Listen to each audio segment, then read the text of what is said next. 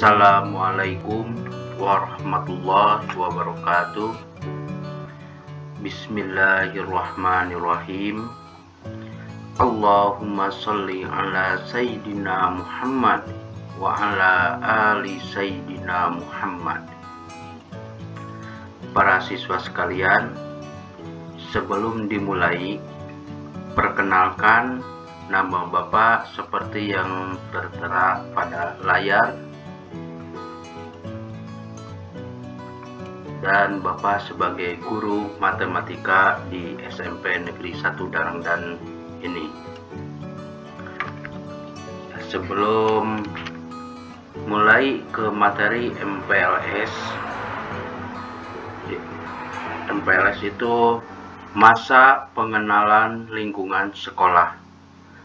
Bapak akan memberikan tema pengenalan visi, misi, program, dan kurikulum sekolah. Nah, itu tema dari materi MPLS hari ini.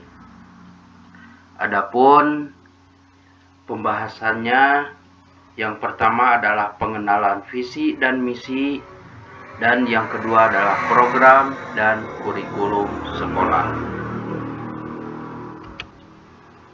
Untuk pengenalan visi dan misi, dimulai dari pengertian atau arti dari visi dan misi, yang kedua visi dan pembahasannya, dan yang ketiga misi dan pembahasannya. Ya, kita mulai dari yang pertama, pengertian visi dan misi.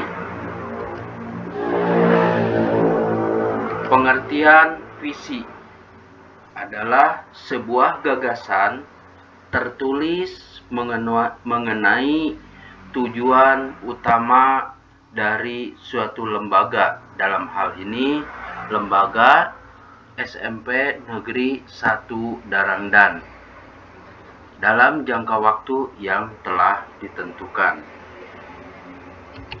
Kemudian pengertian misi adalah penjabaran atau tahapan-tahapan yang harus dilalui untuk mencapai visi dari SMP Negeri 1 Darangdan. Ya, untuk lebih jelasnya kita lihat visi dan pembahasannya. Apa itu visi dari SMP Negeri 1 Darangdan? Tadi pengertian visi adalah gagasan yang tertulis. Nah, kita lihat apa itu gagasan dari SMP Negeri 1 Darangdan ini. Kita lihat bahwa visi SMP Negeri 1 Darangdan adalah terciptanya sekolah yang berbudaya ramah lingkungan dan berakhlak mulia melalui sikap aktif, kreatif, dan inovatif serta mandiri di SMP Negeri 1 Darangdan sampai pada tahun 2024. Kita lihat pembahasannya. Ya, mulai dari akhlak. Akhlak terbagi dua. Jadi di antara kalian sebagai siswa yang tentunya apakah mempunyai akhlak yang baik atau akhlak yang tidak baik.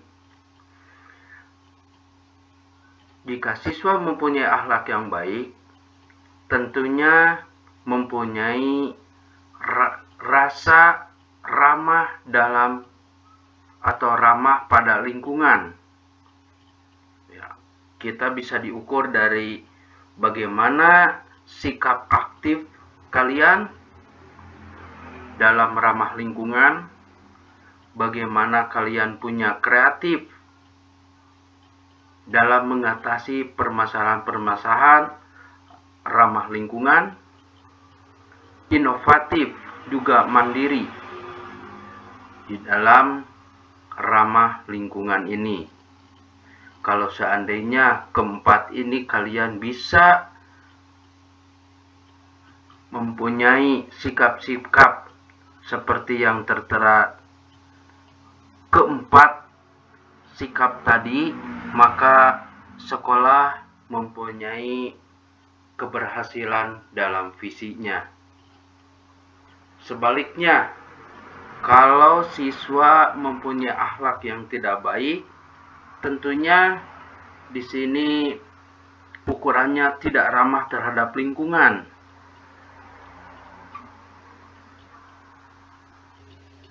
Yang bagaimana siswa yang tidak ramah pada lingkungan? Yang pertama, siswa yang suka merusak, baik itu merusak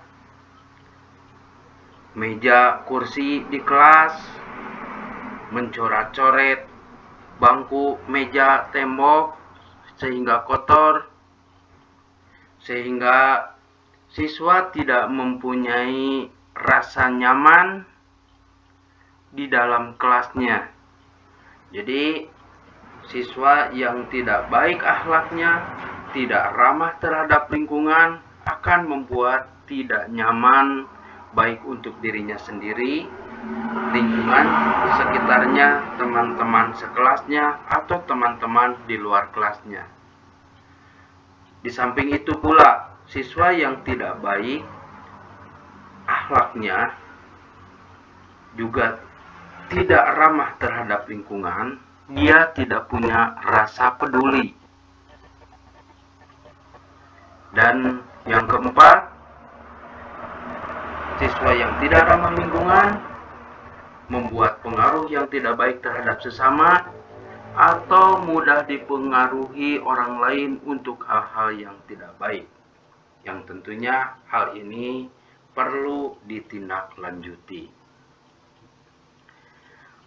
Nah, kita bahas satu persatu bagaimana siswa yang baik, yang ramah terhadap lingkungan, yaitu sikap aktif.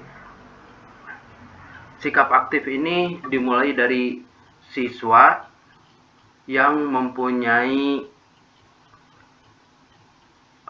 rasa aktif untuk selalu menuju lebih baik, selalu ramah lingkungan, yang prinsipnya dimulai dari diri sendiri, dimulai dari hal-hal yang kecil, dan dimulai dari sekarang.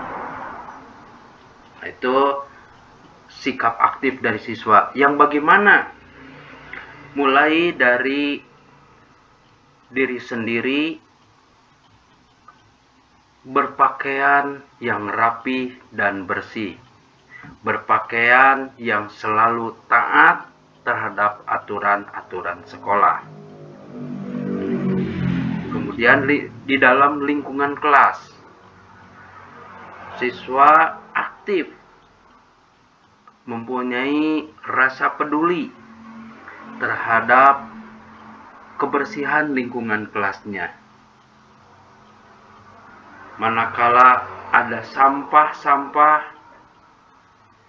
tidak harus menunggu orang lain atau tidak menggantungkan kepada piket di dalam kelas untuk membersihkan kelas, tapi mulai dari diri sendiri untuk mengambil sampah dan membuang pada tempatnya. Tidak mencoret-coret meja atau kursi, tidak mencoret-coret dinding, atau selalu mengamankan fasilitas-fasilitas di kelasnya seperti papan tulis, spidolnya, penghapusnya diamankan dengan baik sehingga saat dibutuhkan ada di tempatnya. Kemudian setelah di kelasnya dia sudah baik, sudah ramah lingkungan di dalam kelasnya, menginjak keluar kelas. Sama jika sudah terbiasa melihat sampah yang berserakan, dia tidak menunggu orang lain. Tentunya aktif membersihkan sampah yang berada di luar kelas. Apabila menemukan sampah, dibuang pada tempatnya. Apabila menemukan banyak sampah, ya bisa dengan menyapunya, kemudian dibuang pada tempatnya. Nah, itu semakin meluas di luar lingkungan kelas atau di sekitar sekolah, kemudian di luar sekolah, di rumah, dan seterusnya, sehingga menjadi terbiasa merasa risih jika melihat sampah-sampah yang ada di sekitarnya. Nah, ini mengenai kreatif. Bila mana ada spidol atau penghapus yang tersimpan di mana saja, siswa berpikir bagaimana caranya supaya penghapus atau spidol bisa ada pada saat dibutuhkan, tidak tersimpan di mana saja sehingga pada saat dibutuhkan harus dicari-cari. Nah, ini bisa membuat sebuah tempat untuk menyimpan spidol dan penghapus di tempatnya. Itu adalah salah satu hal yang kecil dari kreatif seorang siswa. Atau siswa bersama teman-temannya membuat sebuah kerajinan-kerajinan ya sebagai kreativitas kalian untuk mengatasi masalah yang ada di kelasnya. Inovatif dan mandiri juga ini sangat dibutuhkan. Ya, perubahan-perubahan yang ada di kelas seperti itu, dia selalu ingin hal-hal yang lebih baik daripada sebelumnya. Itu adalah inovatif dari seorang siswa. Kemudian mandiri, tidak bergantung kepada orang lain. Ya, sehingga terciptanya apa yang diharapkan oleh sekolah mengenai ramah lingkungan, dan siswa itu sendiri mempunyai akhlak yang baik. Inilah yang disebut dengan keberhasilan dalam visi sekolah. Sebaliknya, jika akhlak yang tidak baik pada diri siswa, lebih khusus tidak baik dalam hal tidak ramah lingkungan, siswa mempunyai sifat yang selalu merusak di dalam dirinya sendiri. Pakaian yang tadinya rapi dibuat tidak rapi, seperti celana panjang digunting atau rok yang kurang rapi, ya. Untuk dirinya sendiri sering merusaknya, dalam artian pakaiannya sendiri dirusak, kemudian selalu membuat tidak nyaman orang lain, dirinya sendiri sudah tidak nyaman, dan membuat tidak nyaman orang lain. Ya, sebagai contoh,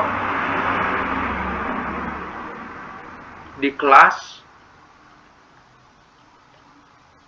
selalu berguyon atau iseng-iseng saling lempar spidol, lempar penghapus, ya. Pertama, merusak, orang lain merasa terganggu, apalagi ada siswa yang suka naik ke atas kursi, kaki berada di atas kursi, atau bahkan sampai naik ke meja. Nah, itu juga akan merusak kursi, merusak meja, ya. Dan siswa yang lain merasa risih dan tidak nyaman. Itu hal-hal yang merupakan contoh akhlak yang tidak baik dan tidak ramah terhadap lingkungan. Kemudian Sering terjadi siswa yang suka mencoret-coret dinding, merusak papan tulis, merusak tong sampah, itu di dalam kelas. Ya. Keluar, di luar lingkungan kelas maksudnya. Dinding-dinding di luar kelas seperti tiang dicoret-coret. Lari ke toilet, di toilet sering mencoret-coret dinding di toilet. Ini sering sekali terjadi, ya. Kemudian masuk ke WC dengan sepatu kotor ataupun tidak menggunakan sepatu, kakinya kotor, sehingga pada saat masuk ke WC, WC-nya jadi kotor, kemudian setelah beres dari WC tidak dibersihkan. Ya, artinya punya rasa tidak peduli. Ya, masa bodoh dengan ketidaknyamanan karena ya punya sikap yang tidak ramah lingkungan. Ini hal-hal yang tidak peduli pada diri siswa merupakan salah satu contoh pula dari akhlak yang tidak baik dan akhlak yang tidak ramah lingkungan. Yang lebih parah lagi, siswa yang suka mempengaruhi hal yang tidak baik terhadap sesamanya, seperti mengajak ke warung pada saat jam-jam pelajaran. Di warung kemudian mengajak karena dia di rumahnya suka merokok, mengajak orang lain untuk merokok, dan banyak lagi pengaruh-pengaruh yang tidak baik. Ini merupakan salah satu akhlak yang tidak baik dan tidak ramah lingkungan. Atau dianya sendiri tidak mempengaruhi sesamanya, tapi mudah dipengaruhi orang lain. Tidak mandiri, tidak punya prinsip, ya, sehingga mudah dipengaruhi orang lain untuk hal-hal yang tidak baik. Nah, nanti di sini jika terjadi yang demikian akan ditindaklanjuti oleh sekolah. Ya, sehingga siswa dibina, kemudian diubah menjadi akhlaknya baik, akhlak yang mempunyai ramah terhadap lingkungan. Dan apa yang diharapkan oleh sekolah mengenai visi ini bisa tercapai. Nah, itu visi dari SMP Negeri 1 Darangdan. Kemudian misi. Nah, kalian perlu tahu juga ya langkah-langkah atau tahapan-tahapan apa saja yang akan dilakukan oleh sekolah. Nah, ini yang pertama, meningkatkan strategi dan aktivitas siswa beserta guru dalam pembelajaran intrakurikuler. Yang kedua, meningkatkan kreativitas dalam pengelolaan dan pengembangan pembelajaran serta manajemen sekolah. Dan langkah yang ketiga, menumbuh kembangkan inovasi dalam menciptakan sistem pembelajaran dan penataan sekolah sesuai dengan standar pelayanan. Yang keempat, melaksanakan penataan lingkungan sekolah yang sehat, asri hijau, nyaman, dan bersih.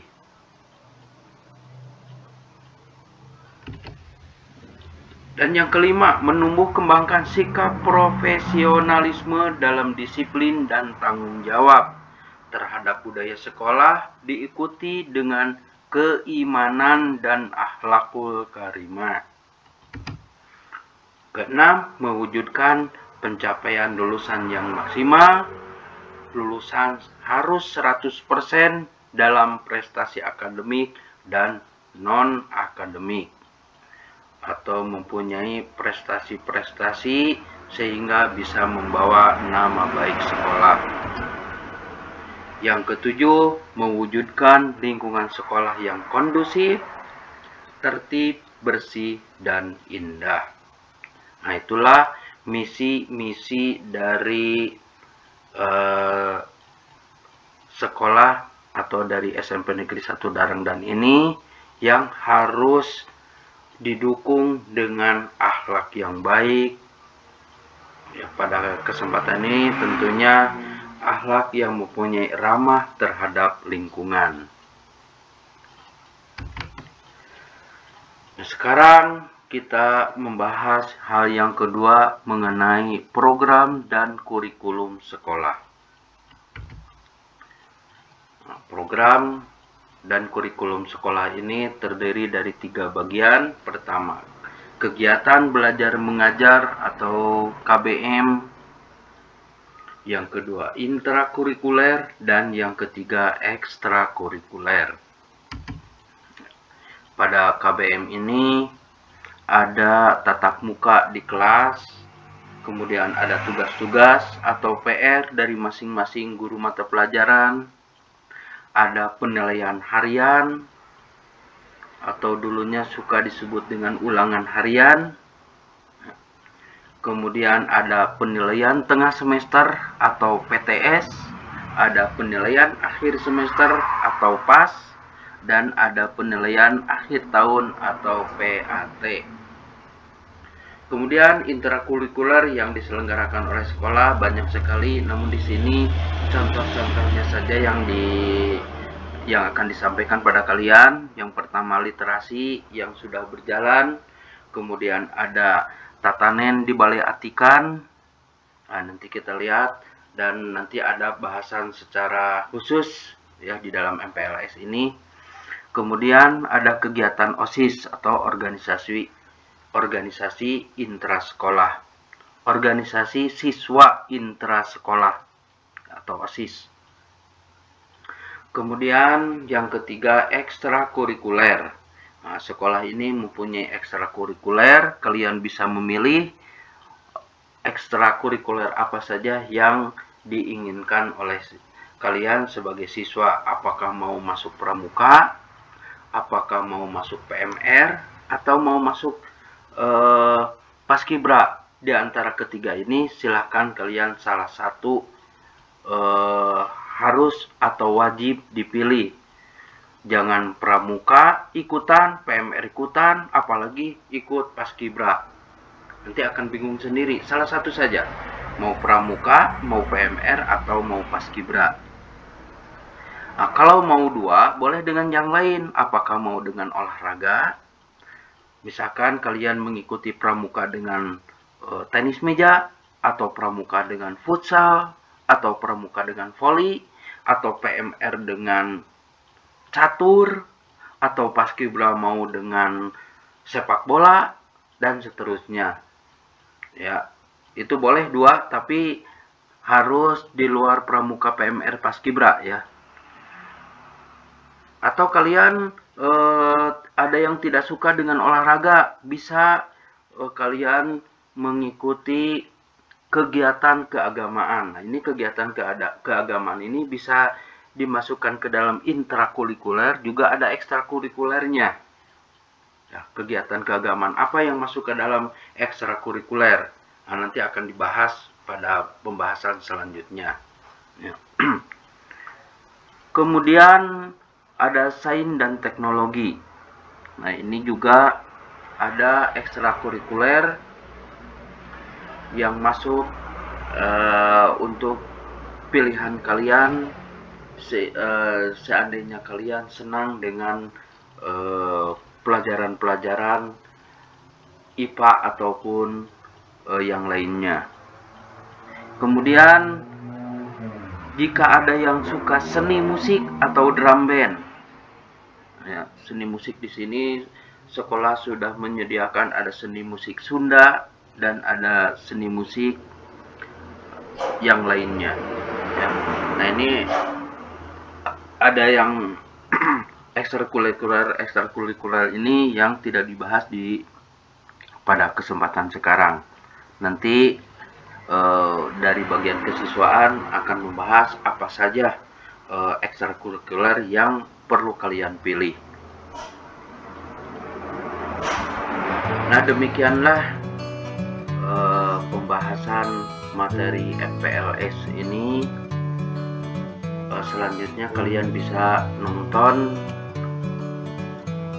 YouTube yang sudah dibuat oleh sekolah. Ya, demikianlah penyampaian dari Bapak. Mudah-mudahan walaupun singkat tapi bisa dipahami. Untuk selanjutnya silahkan kalian tonton YouTube yang sudah dibuat oleh sekolah. Terima kasih. Billahi taufiq wa hidayah. Assalamualaikum warahmatullahi wabarakatuh.